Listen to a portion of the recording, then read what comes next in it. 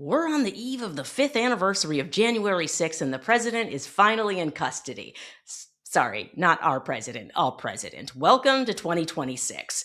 So let's back up for a second, because how can we be expected to jump into 2026 when we haven't even processed 2025, the year of the project, the year Trump flooded the zone with chaos and executive orders, many of them unconstitutional?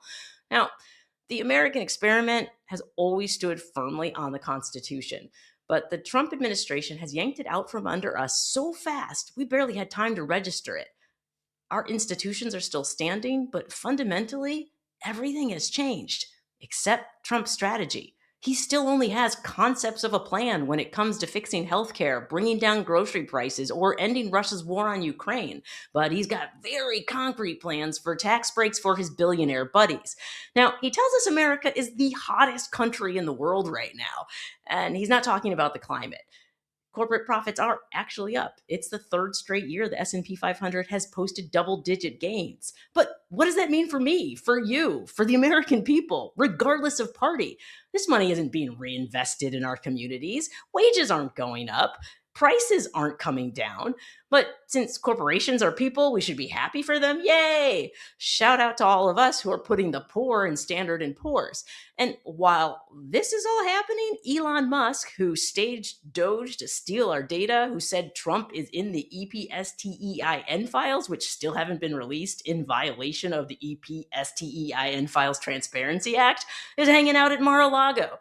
Meanwhile, Tim Walz has suspended his re-election campaign. 2,000 federal agents are headed into Minnesota. Pete Hegseth is punishing Senator Mark Kelly for saying that the military shouldn't follow unlawful orders. And we are only 5 days into 2026.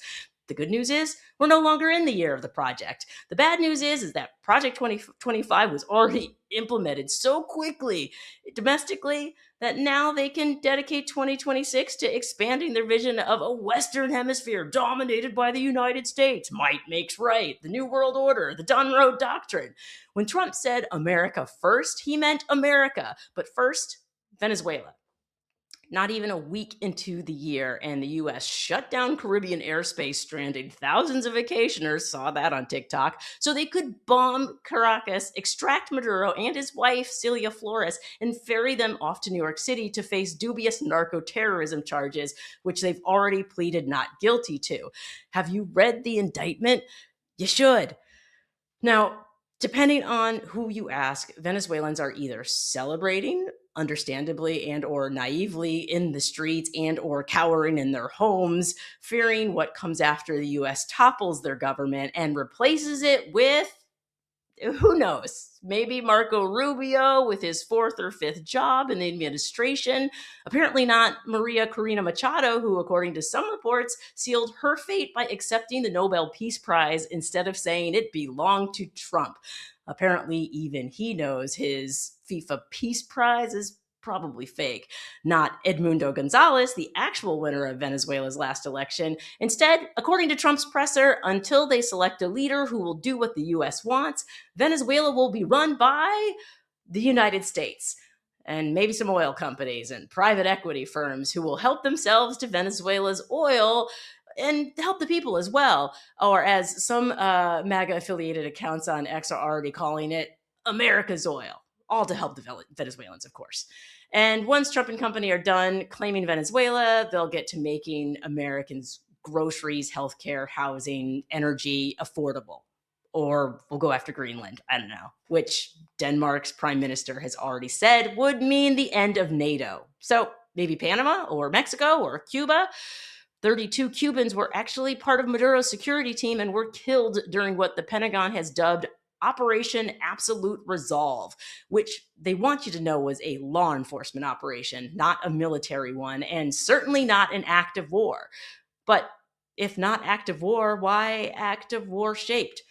Ever since Trump sent a Black Hawk helicopter to conduct a military raid on an apartment building on Chicago's South Side, it's safe to say that for the Trump regime, military and law enforcement action are one and the same. So I'll ask the obvious questions. Do we even have a constitution anymore? Do we even have international law anymore? And if the US Congress can't stop Trump, who will? We will. The American people. Trump's fatal flaw is underestimating our resolve. His lies are catching up with him in real time. His base is fracturing, and we have nothing to lose but our democracy. One thing Trump has made clear is that he only cares about billionaires. So our work is to find our common ground. Now, the algorithms are going to surface extreme cases and rage bait us into believing that there isn't common ground. But there is.